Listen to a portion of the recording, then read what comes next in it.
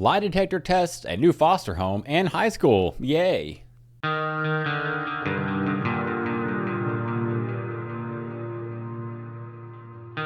It's now the end of summer 2004 and I just turned 15 and I'm now a freshman in high school, and we are officially full-time living with Judy now. And like I said, living with Judy before wasn't really that bad. Living with her in 1999 was pretty normal.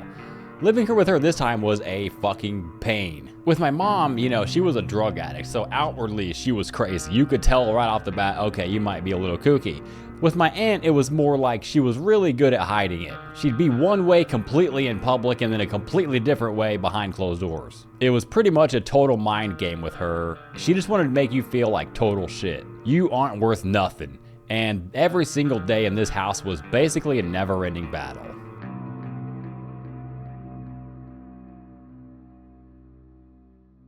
Well, this is my old aunt's house up here. I don't miss this place one bit. So much bad shit went on in this house. It's crazy, when I first moved in, I thought, oh my God, this is gonna be such a good opportunity. I can finally get away from my crackhead mom. And then I moved in with my aunt, which was undoubtedly more psycho than my own mom. And my mom was a crackhead. Yep, there she blows. People living in that house have no idea what had happened in that house. It's crazy to think about. It was one of those things where you come home from school and hope to God Judy's in a good mood today. Every single day had to be something with my Aunt Judy. It was never just like a, hey, how was your day, Mario? It was always something. With my mom, she wasn't that bad every single day. If she wasn't on drugs and she was clean for that little period of time, it wasn't really that bad. She could be pretty cool. But with my aunt, it was like every single day you walk in the door, there's something to get mad about. Who left that dish in the sink? Who left that shirt on the floor? Who did this? Who did that? It's never like anything of actual substance that anybody's doing. She's just finding any little thing that she can pick at to get onto you for. And she had these stupid sayings that she would love to say. She'd be like, that kid down the street? He's gonna be a lawyer. Your friend down the other street? He's gonna be a doctor. And you know what you're gonna be? Just like your mother. Like, that whole thing just rings out in my head. She just loved saying that. You're gonna be just like your mother. The shit still rings into my head even to this day. One day we all come home from school, we get off the bus and we get home and we walk in the door and Judy's already on a rampage. Somebody stole a snack cake. We're missing a snack cake. Somebody ate an extra snack cake and oh God, you gotta burn the whole fucking house down now. We're all obviously denying it. We're like, nobody ate a snack cake. And with these types of people that are on pills, because my aunt was, pretty doped up herself, she just didn't like to admit it, they get paranoid about certain things. So random shit would come up missing and she would always just be like, hey, who took the snack cake? When probably there was no snack cake missing to begin with. But anyway, she's not believing anybody didn't take the snack cake. She's like, somebody took the snack cake and we're gonna find out who took the snack cake. All right, guys, so if you think you're telling the truth, you guys wanna go take a lie detector test at the police station? And we're like, bro, no way she's gonna do this right now. So, not joking. It was like raining this day. It was like cloudy and raining and cold. And she packs us all up in this van and drives us all the way to the freaking police station to take a lie detector test. Like, imagine taking teenagers, 5 of them, to a police station to take a lie detector test over a missing snack cake. So we get to the police station and we're parked right across the street in the public library parking lot. And we're waiting to go in and Judy was like, well, I guess I don't want to take you in, I'm embarrassed. You guys, blah, blah. It's always our fault. The whole reason we're there is our fault. She doesn't want to blame herself because she's a complete idiot bringing us all down here to take a lie detector test. Because none of us were going to let down. We're like, dude, we're not lying. Take us to take a lie detector test. We will take it. We don't care. And then she realized she's a complete moron and then decides not to do it after all. And then she takes us back home. And that was pretty much just every single day with Judy. It was just like, it's always something. And the thing with the snacks is, we had 5 kids in the house, so Judy would be like, you can have 1 snack a day, or maybe 2 snacks, I can't remember, but snacks meaning 1 snack cake. And that was fine. Nobody was really mad about that. But it was more like a control thing. Judy was always sneaking around the corner to make sure you weren't doing something you're supposed to be doing. So the snack cakes were just one of those things where she was always watching every single snack cake to make sure there was not a single snack cake missing, because if somebody took it, then oh my God, you're gonna get in so much trouble over eating an extra snack cake. Oh God.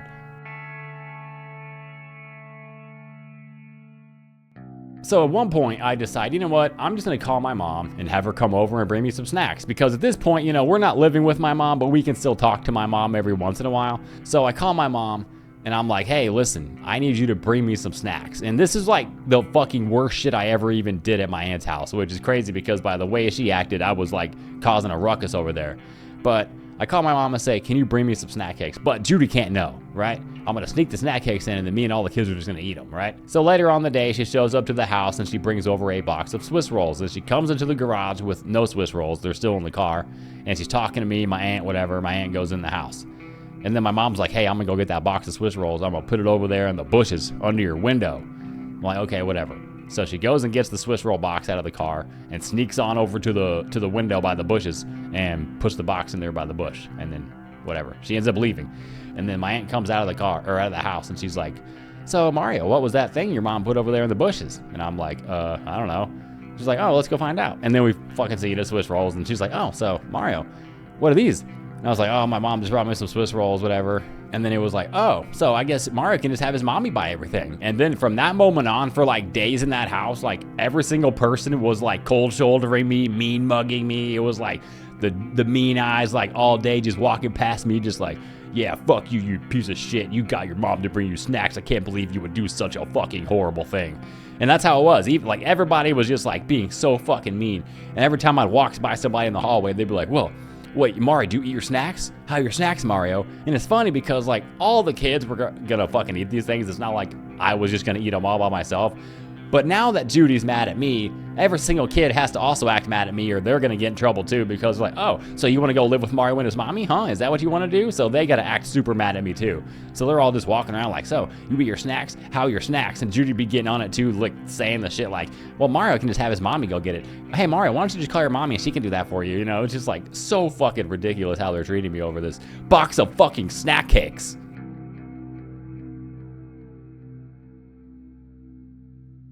So at this point, after this whole Swiss roll situation, my aunt's like, you guys have to cut off contact with your mom. You guys can't talk to your mom anymore. And it wasn't really over the Swiss rolls. Like, she didn't really like us talking to our mom anyway. And when she told us, like, you have to cut off contact with your mom, she was like, you know, it's really unfair to me that you guys get to have all these fun times with your mom. If you want to go have fun with your mom, you get to go have fun with your mom, but then you get to come home to me, and I have to be the one to discipline you and have to do this. And it's like, what are you talking about, dude? Like, why is it over here that every single second has to be about discipline and trouble and what you did wrong, and there's never any positivity or any uplifting things to say at all? It's always about fucking discipline and what you do bad.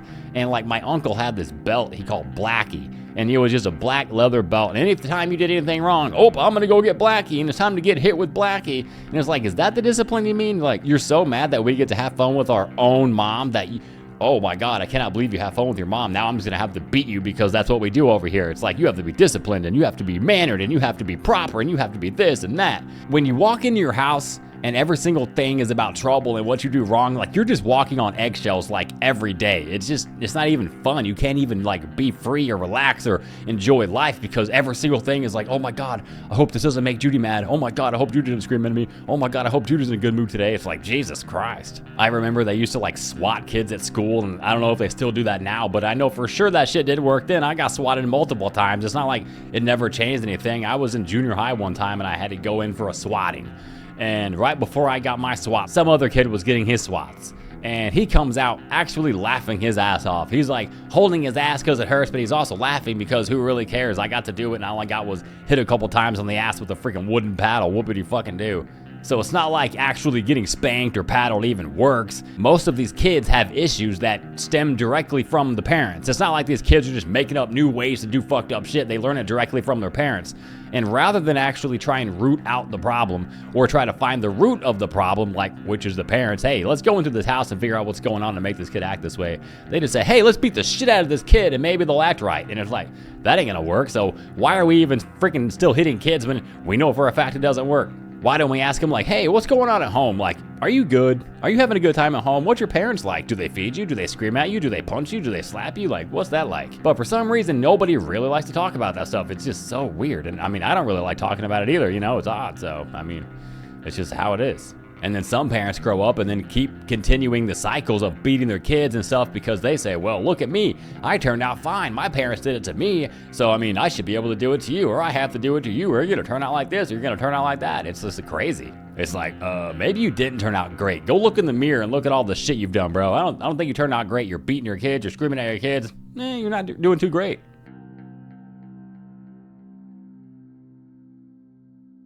A few months after my mom gave up rights, we're living with my aunt. The whole Swiss roll situation happens, and then my mom gets arrested for drunk driving. November 18th, 2004, Sandra Price pleaded guilty September 13th to driving while intoxicated. She was sentenced to 1 year in the Butler County Jail. She pretty much just can't stop fucking up, kids or not. Like, when she had kids, she probably tried her best to stay out of trouble because it's like, oh, I don't want to lose my kids or have something happen to my kids. But now that we're gone, she has nobody to stop her from fucking up. So that's pretty much just what she did. So she had to go serve a year in the county jail. Christmas comes along of 2004, and it's my sister, myself, and my 3 cousins. Plus, we have one more cousin there that's there from out of town, and she's there visiting for the Christmas holiday. So she's also there. And it's early in the morning, classic early morning Christmas thing. It's probably 7 in the morning. And my aunt walks in the living room. We're all sitting there already on the couch in the chair, just kind of waiting for her to come in so we can start opening presents. And my aunt walks in the room and she's like, hey kids, I'm going to go out in the garage and smoke a cigarette. And when I get back in here, we can go ahead and start opening these presents. And then as she's about to turn around and leave, she looks back and then looks at me and my sister. And then was like, well...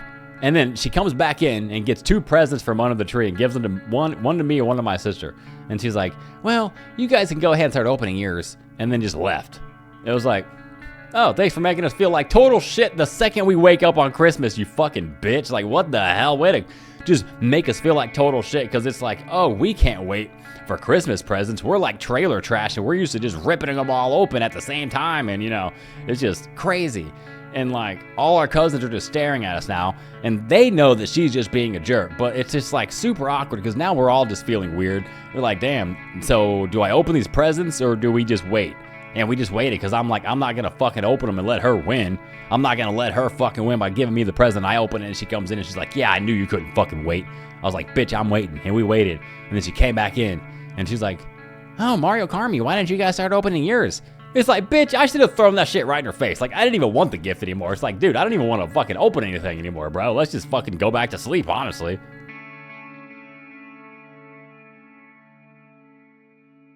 Time goes on, 2005, and I turned 16, and now I'm a sophomore in high school. My aunt is 50 or something at this point. I don't remember how old she was, but she had to be in her 50s or something. And she's already got 3 other kids that are living there that weren't technically hers, because my 3 cousins were technically my older sister Mary's kids. And then Mary had some abusive boyfriends because they all had different baby daddies, and they all were abusive pieces of shit. So my Aunt Judy basically stepped in and said, hey, we'll take all 3 of them while they're young, because they got adopted when they were 3 and babies. So they don't remember anything about their mom at all. So now my aunt and uncle are raising my sister's kids as older people. They're probably in their late 30s or early 40s when this happened. And then my sister and I get taken from my mom, and then we get put into my Aunt Judy's house. So now she's basically got 5 kids that aren't really even hers, and she's taking care of these kids. And my aunt's always coming over I don't know why you don't just let the state take them kids. They don't need to be here, Judy. You can't take care of all these kids. Just let the state take them. And it's not like my sister and I probably have that much strain to the whole situation. We're all in the same schools. We all get dropped off the same and come home the same, and we eat the same. And my sister and I get money from the government for our stuff, like food stamps and welfare checks. So it's not like we are a burden there, really, outside of the fact that you have 2 extra kids sleeping here. And we're family. So it's kind of crazy to think that you guys would just be talking about how you guys can get rid of us. It's kind of fucked up. But at some point, I guess my Aunt Judy decides to take her up on that advice, and she was like, you know what, that's not actually a bad idea. But the most fucked up part about it was that they come home, and my Aunt Judy is like, hey guys, we're all gonna go to Memphis. So we're all excited, oh shit, we get to go to Memphis, we get to go on vacation, right? We don't get to go on vacation, we never been anywhere. And Judy was like, well, Mario and Carmi's not going to Memphis, they're going to a foster home. And they literally put us in a fucking foster home. She was basically saying we don't even think you guys like it here. We don't think you guys like living here, so we're gonna put you somewhere else just to see if you like it. And if you like it over there, you can just fucking stay there, basically. How are we supposed to feel exactly? And at this point, I just turned 16, my sister's 13. And our entire lives up until this point has been chaos. There's never been a single moment where it's just wow, we can chill for a little bit. It's always fight or flight. You gotta survive here, we gotta go here, we gotta move in here, we gotta live there, we gotta do this. And it's just there's never any good periods. So it's not really a surprise that we would be acting weird, But to my aunt, it was oh my God, I cannot believe they're acting like this. They must not want to live here. We're gonna go on vacation, and fuck you guys, we're taking you to a foster home. So that's basically what happened. They come in and we pack up some of our stuff, and they take us to the foster home. So we get dropped off at the foster home. It's early evening, like 5 or 6 or 7 o'clock, and they take us over there and we get dropped off and we go in the house. And the first thing we see are like 4 or 5 of our freaking classmates, people that we actually went to school with. One of the guys I actually had on my baseball team. So there was like 5 kids there living there that weren't us. And then you add us to the mix. Now you got 7 kids living there and 2 adults. And the house was decent sized. It wasn't small. It was upstairs, downstairs, rooms everywhere. So it wasn't like, we had no room. But it was weird. It got weird in that house like immediately, like the first day and night we were there. It was fucking weird. So the first thing that happens is we go in, we're all talking or whatever. And then I think we had just missed dinner. I can't remember, but I think we maybe just missed dinner and we were hungry. So they were like, all right, you can eat a bowl of cereal. We're like, all right. So we make a bowl of cereal.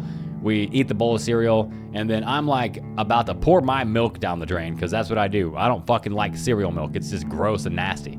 So I'm like, all right, I'm done with my cereal, about to dump my milk out. And they're like, whoa, Mario. You can't do that. You can't dump your cereal milk out. You have to drink your cereal milk. I'm like, oh, nah, that's disgusting. I'm not doing that. They're like, oh, well, you're going to have to do it, because if you don't do it, you're going to be in trouble. I'm like, dude, how is this real? I just got here like 2 hours ago and I'm already getting in trouble for not drinking my cereal milk. So I'm like, whatever, dude, I'm just not going to drink it. What am I going to be in trouble? Like, what's the fucking thing here? What's the punishment? They were like, all right, well, you're going to have to go outside and pick up sticks in the yard for like the next 30 minutes if you don't want to do that. I'm like, whatever, dude, I'll go fucking pick up the sticks. And the funny thing is they're probably not used to like somebody saying, I'm not gonna do that. They're probably just used to them saying, fuck it, I'll drink the cereal milk. Or they're probably used to like all of them doing exactly what they want them to do, because they're so conditioned in that lifestyle that that's just what they do. But we're over here and they're like, oh, hell nah, you ain't doing that. You gotta go, they probably didn't even have a punishment. They were probably like, he's gonna drink the milk. And then I didn't. They were like, pick up sticks outside? So that's what I did. I literally went outside and started picking up sticks. And then about 30 minutes later, they're like, all right, you can come back in. And I was just like, that's the stupidest fucking shit I've ever heard. And then I remember one of the kids got in trouble. I think it was that same night for doing something. And like, he was a little on the bigger side. He wasn't like fat. He was definitely chubby though. And they literally had this kid running up and down the stairs, like trying to fucking make him lose weight because he got in trouble for something. And I'm looking around and I like the 2 parents that are running this place are both extremely fat. I mean,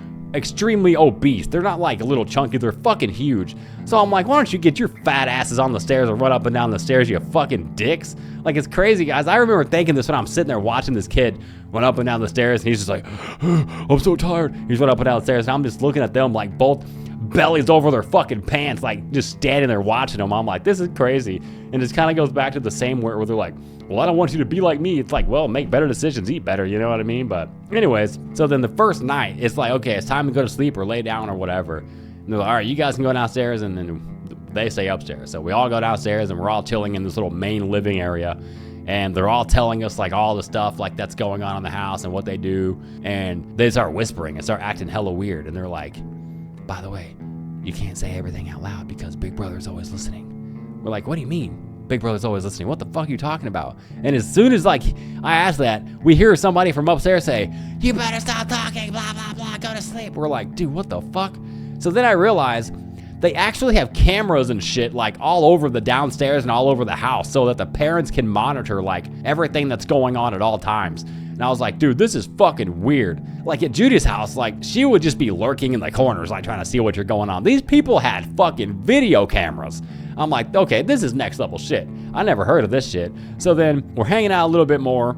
And then I realized like one of the girls there is like trying to hit on me. And I'm like, okay, dude, this is fucking weird. Now I'm getting hit on by this foster chick that's also here, and this is weird. And now the parents are like onto it. They're like, oh man, we have got to keep them away from each other because that's not going to be good. And it's like, dude, how am I going to live in a house with somebody where I got to stay away from them? Like, this is fucked. And then it was just like, okay, well, I guess this is the life we're going to live now. And the next day we wake up and they're like, okay, kids, we got to take you guys, me and Carmen, we got to take you guys to the store and get you some new clothes because we didn't really have many clothes, and the clothes we did have had brands on it. They did not like brands. If you have Nike on, you got to get rid of it. If you got Adidas or anything, Abercrombie or anything, you got to get rid of it. You only wear plain fucking clothes here. So they basically said, you can't wear any of the shit you got. We got to go get you new shit. And it was basically just like button-up polos with nothing on it, no design, no logo, just plain fucking Jane shit. And that was all we could wear. And then they went to the mattress store and they bought us both brand new beds. This is the first 24 hours that we're over there. We're already getting new clothes and a new bed. I'm like, oh shit. these people actually believe we're gonna live here. At this point, my sister and I are under the assumption that we can just leave. Like, not really, like, not right now, we can't just walk out and leave, but we're under the assumption that once they get back from vacation, we can just fucking leave and not come back. But I think these people fully believe that we're moving in for good. I don't know what conversation they had whenever they said that they were gonna move us in there, which is actually kind of fucked up to think about, that like my Aunt Judy and Junior didn't even ask us if we wanted to go to a foster home, if we wanted to live there, how we felt about anything. They like did all this behind our backs while we're at school and shit, because they obviously had to set this whole thing up before they just dropped us off. You can't just show up to a house and be like, hey, we're leaving our kids here. So I don't know what they told them, but they had to tell them something where they fully believed we're moving in, because they're literally buying beds and clothes. We have to go to church, whatever day that was. It was Sunday, so I don't know what day we got there, but at some point we had to go to church. And that was also really awkward, because we go there and then people that are at the church also go to our school. And now they see us with these people, and they come up to us after the church. We're having like a fellowship thing, and they come up to us and they're like, yo, what are you doing with those people? I'm like, oh, that's our new foster family. We got to live with them now. I'm like, oh, damn, that sucks. They're fucking weird. And I'm like, I know, we live there. We fucking see it now. They got cameras everywhere, and they're always listening to us and shit. It's fucking creepy.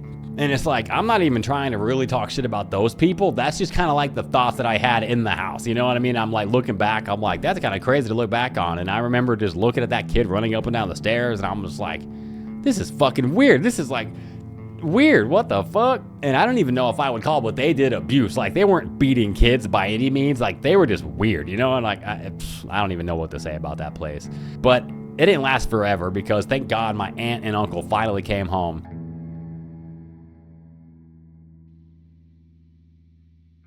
The foster family took us back over to my aunt and uncle's house.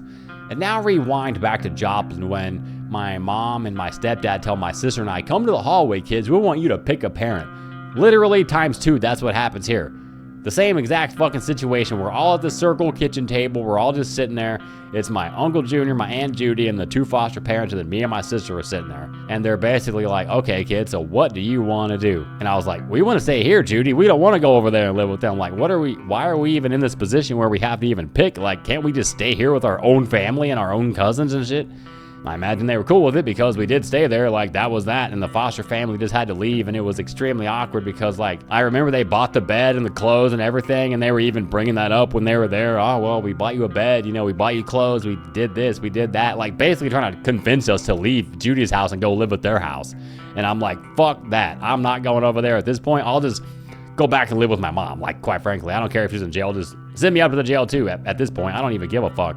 Like, I don't want to live with all these people. Can I just like have my life back? So thank God, you know, my aunt and uncle were like, okay, fine, you guys can stay here. But it didn't last much longer for my sister, because she was like, fuck this, dude. I cannot deal with this anymore. And she left, and she was like, fuck it, I'm gonna go back to live with mom. And that's what she did. And I think my sister probably had a harder time here, because we're all boys. Like, all three cousins were boys, and we're all around the same age. So there's like 4 boys there, and it's just her, the girl.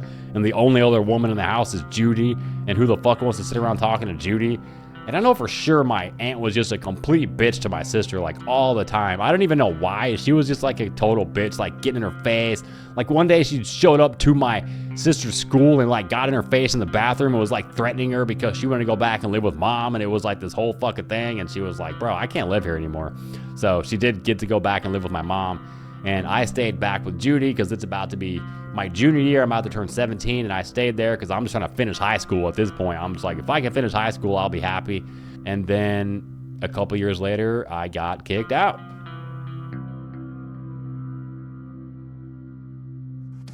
She says, hey, I want you to go to school and tell everybody he has hep C. Then you can just wear this big diaper because you're a big fucking baby. Your mom's in the hospital. She lost her leg. She was doped up on pain pills. Fuck this place. I'm never coming back. I'm fucking waking up and I'm leaving. And just destroys the whole fucking room, pulls out every single drawer, throws it all over the floor. And he's like, hey, Mario just got kicked out of his house and he doesn't know where to go. So can he just live with us? This church specifically awarded my aunt Mother of the Year. She slapped the shit out of me and she's like, I want you out of my house. Get out of my house right now. I never want to see you again. She did it. She's such a great mother. So then I just say like, get the fuck out of my face. Why is my son in my room right now? And I don't have a leg.